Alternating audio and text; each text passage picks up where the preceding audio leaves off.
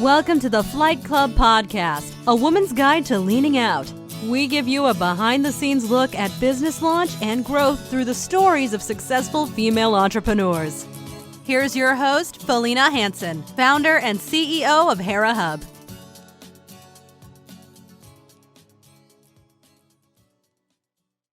Hello and welcome. I am excited to share my conversation today with Aubrey Thomas.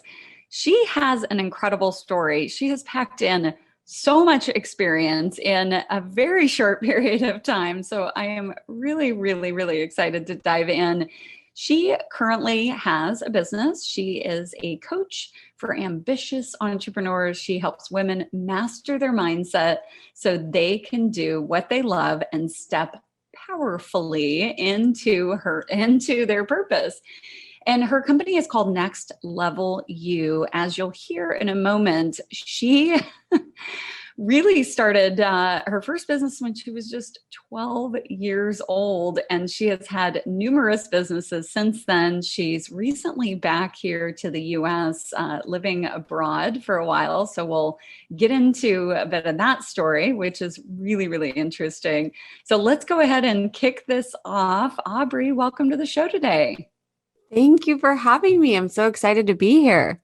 I'm excited to share your story. I know we've here at Hera Hub, we've had a little impromptu happy hour wine sharing one afternoon, and I was just, my gosh, this girl has done so much. And I won't make you share your age, but I know you were young, and I'm like, how did she cram all of this?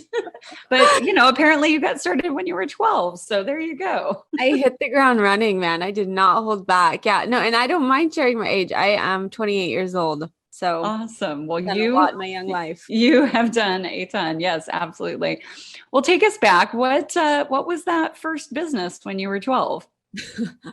So that was a dance company that I started called USA Dance Company. I printed these flyers while my mom was at work because, I was always just thinking of like, how can I make money and how can I don't know. I loved doing this kind of stuff. And I think that's when the natural entrepreneur really came out, because my mom got home and was like, what are you doing? Passed it out to all the neighborhood kids and their parents. I got 10 girls to sign up, $10 a month. I rented out the little community center home in our neighborhood, and I taught jazz, dance, and hip hop and cheer for 10 little girls. And I would make up all these dance moves with these stick figures. I even had a performance with costumes and everything that they put on for their parents. So that was where it started. I love it. That's so cool. I need to see pictures of this. Tell me there's documentation. There is Okay. video. There is full video. That is awesome. Well, what did you do next? So after I was always bouncing in between, working for myself and working for other people. And I never quite vibed with working with other people. I just had this really strong entrepreneurial quality about me. So when I was 14, I started a natural cosmetics line in the kitchen with my grandmother. We ordered a bunch of, shea butter and natural products and packaging from China, and I sold them at farmers markets. And this was just like lip balms and stuff like that. And when I was 18, I decided I could take out my first business loan and start my line of credit and all that jazz. So I did that. And I opened a company called Accessorize Me, where I was working with Chinese companies, importing, handbags, jewelry, hats, all different kinds of stuff. And I would go to people's homes and have these kind of like pampered chef parties. Do you know what that is? Yeah, I do. Yeah, it was kind of like that for accessories. And I was just always going. I was in college at this point. I went to college a year early. And I was a hustler. I love that. Where'd you grow up, Aubrey? I grew up in Salt Lake City, Utah. Okay.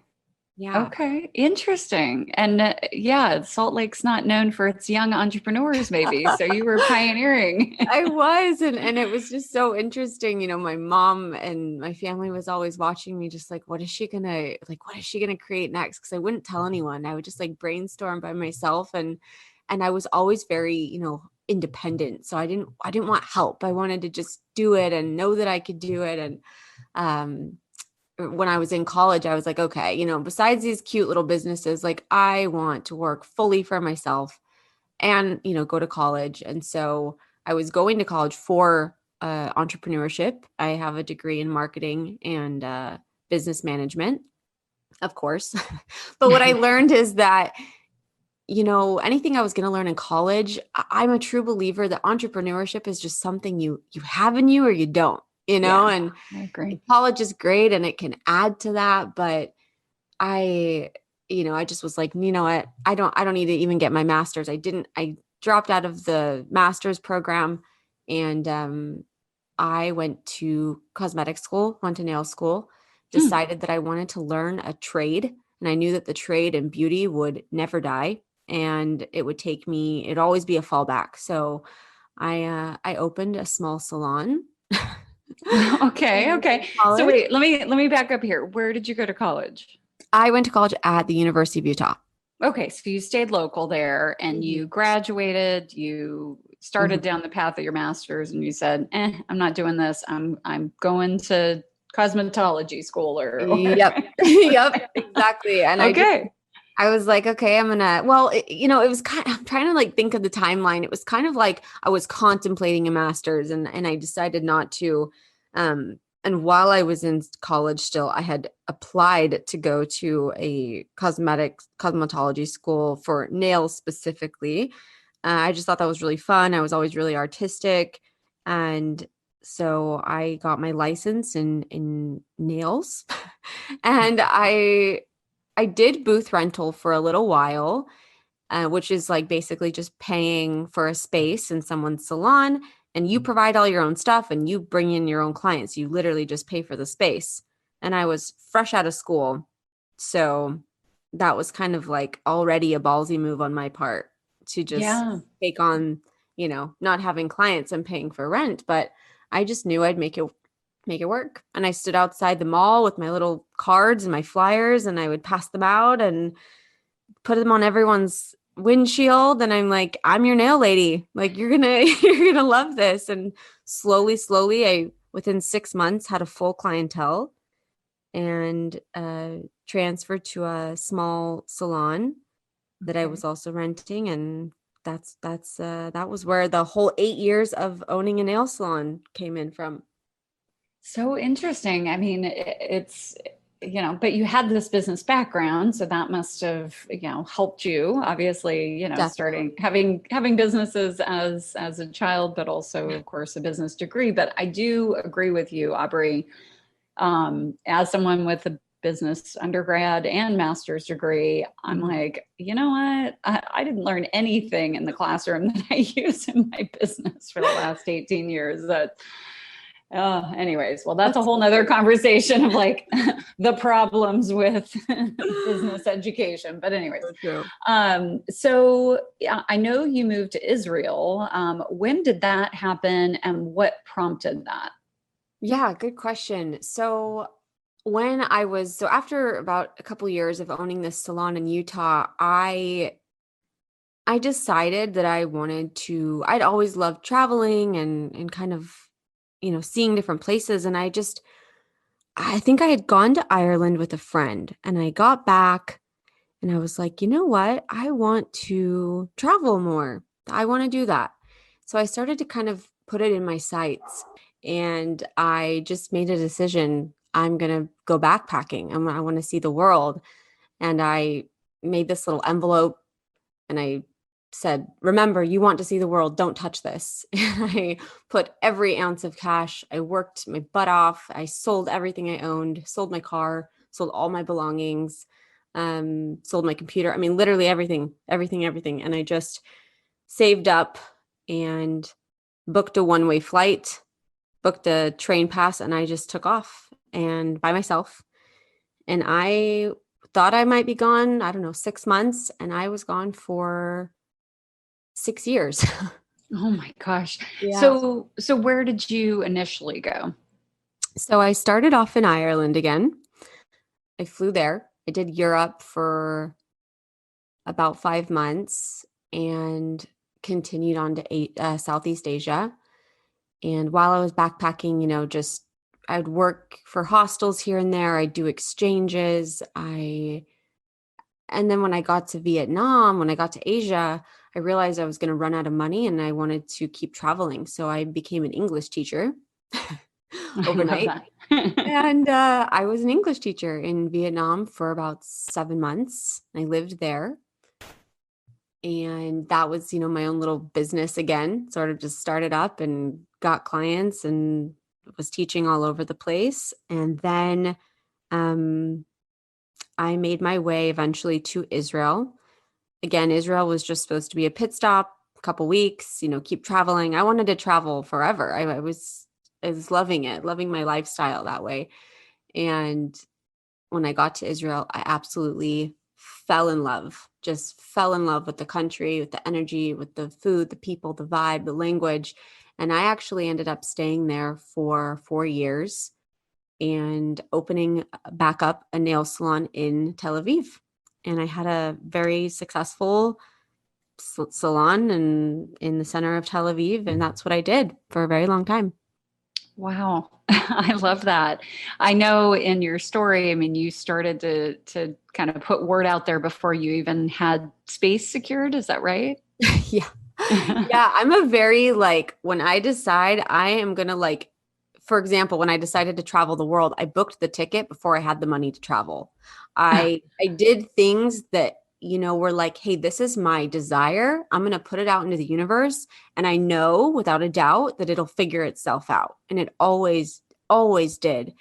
And so when I opened the salon, I wasn't even technically legal to do that yet. I hadn't found a salon space. I hadn't even gotten most of my product shipped in from the States. And I put out a Facebook post in a local group in Israel. And I just said, I'm accepting clients starting this date. And I was full by the end of the day. Oh So my gosh. What is the industry like there? The beauty industry, the salon industry? So it's actually booming. There is a salon on every 2 feet, every corner. There's so many people doing nails, doing hair, wedding stuff. But because Israel, and a lot of places abroad sometimes are a few steps behind what's going on in the US and the innovation that's going here, nail art wasn't really a huge thing yet. I was bringing an organic, biodegradable, all natural gel product that lasted for a very long time that no one in the industry had really seen. It was one of a kind product. And I was also doing a lot of art. So I was bringing in this totally different style than just a plain color. And people just ate it up. I mean, they were just so excited. And I had that portfolio, obviously, from doing nails for so long. So that was another thing that helped a lot is I had a full, Instagram of all of my nails that everyone was able to see. I love it. So Aubrey, you're in Israel, you have this thriving business, but I know you came back to the US. So what prompted that shift to come back? Yeah. So I had been serving women for a really long time at this point. And if you know, when you go to your hairdresser, when you go to your nail lady, you tell them more than you tell just about anyone in the world. And you really know their whole life story. And I was a therapist. I was a psychologist, that I was a full-time psychologist, part-time nail person in reality, because that's what I was doing. And I loved talking to women and hearing their stories. And during that time in Israel, I went through a really difficult time. I had gone through narcissistic abuse and a toxic partnership, and getting out of that took a lot of healing. I was also very sick. I had come down with these autoimmune issues and was having all sorts of problems, debilitating problems. And I just was like, what is my life right now? what is going on? I couldn't even recognize the person in the mirror. I was just so beaten down. And although I had this thriving business, I was just totally faking it. Like no one would know what was going on the inside. And through that healing journey, through figuring out what was wrong with my body, it got me to figure out what was going on internally and why I was in that relationship and what had happened and the problems that had gone on. And so I started seeing all different types of practitioners, different healing modalities. And I just kind of found this journey back to self, if you will. I had this big awakening, this big aha. I really started down a personal development journey at this point. This was in 2017. And I realized through going through that and taking my power back and really rising myself that that was my purpose. And it had made sense why I had served the women that I did. It was just time for me to serve them in a different capacity. And doing nails, as great as it was not what I was here for and is not what I'm here for. And so I think that was a catalyst for me to make a lot of life decisions and to decide what I wanted to do. And that was closing and selling my business. It was moving back to the United States and being with my family again after so long and sort of just resetting. And I started Next Level You the next summer. Amazing. And did you make your way back to Salt Lake, or how did you land in San Diego? I actually landed in LA. I told myself I'm not a person of the cold. And if you know Utah, it is cold most of the year. And I had been in sunny Mediterranean weather and, chasing the sun all over the world. And I just was like, Utah is not for me. Love my family. I want to be closer to them. But if I'm going to live in the US, I am going to live in California. Yeah. So I sold my business again, booked a flight to LA, didn't know anyone, didn't have a job, didn't know what I was doing. And I just landed and I just made it work and figured it out and went all in on myself. And so I was in LA for a while. I met my partner there, my now partner. And during the pandemic, we decided to move back down to San Diego. That's where he's from. And it was just more, I think, our pace, more so than LA. And we have been here since August and absolutely love it. Love it, love it, love it. Yes, San Diego is amazing. I second that. Yeah. I'm here as well.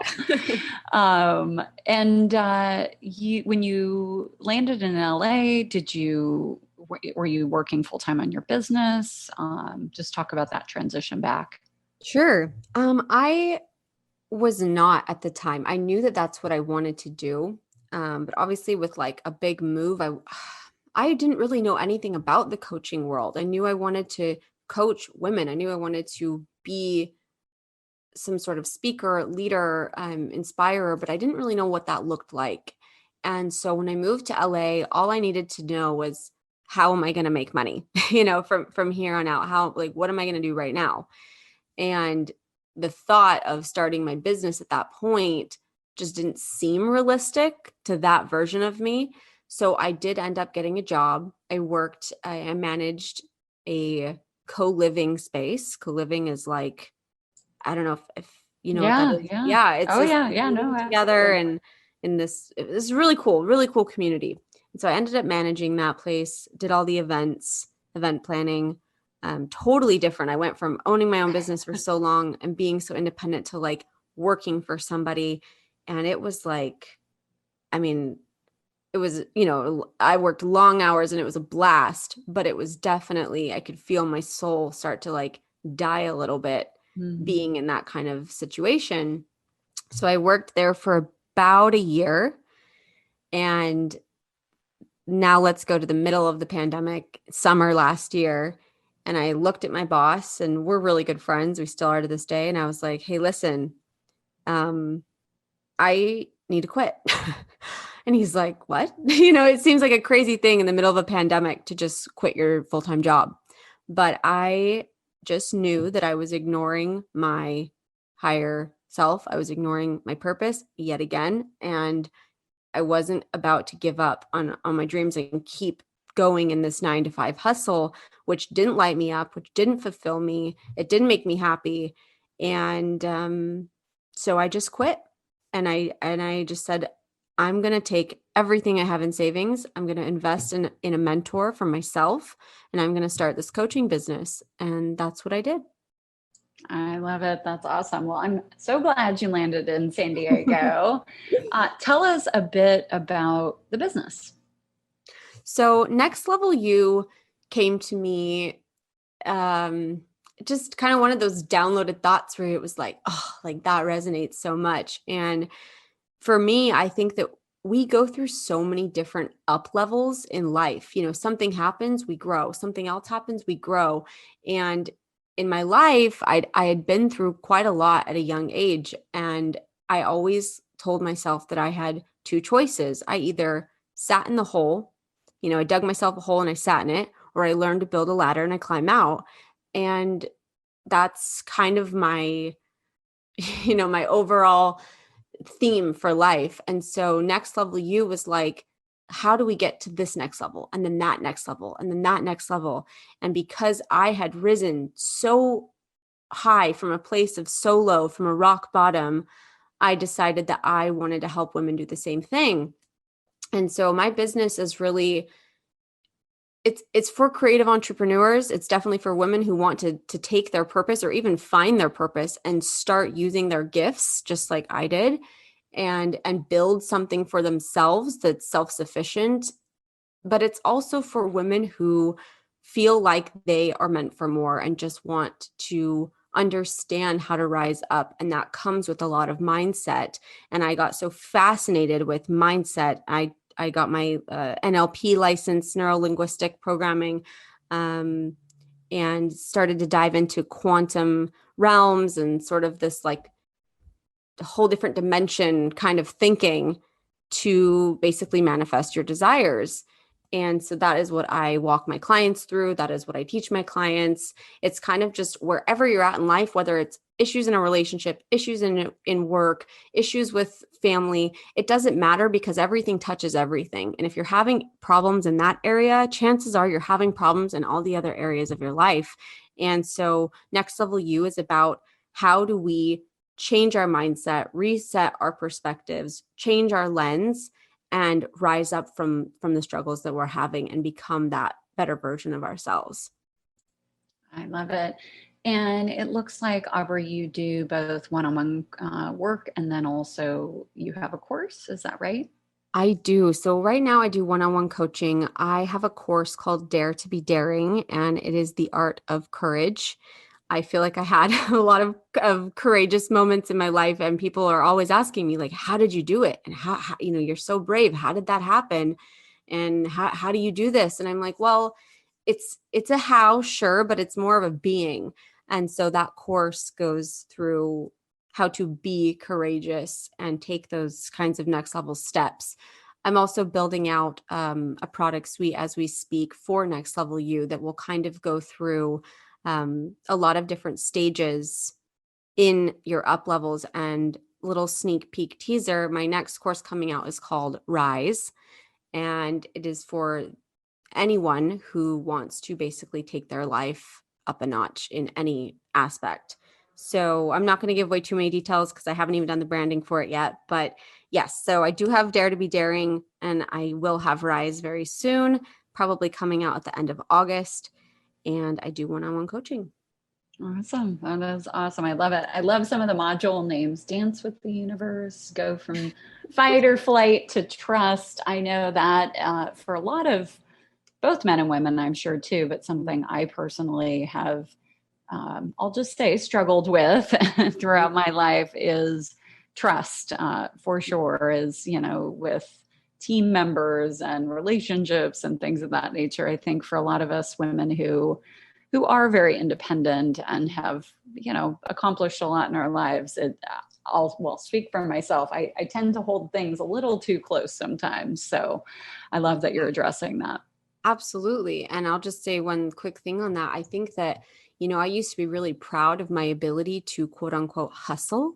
Mm-hmm. And later on, I realized that it was a that level of hustle, I was like waiting for the floor to break beneath me to start running. I was always waiting to like fall so that I could run. And it was this fight or flight, hustle, hyper independence.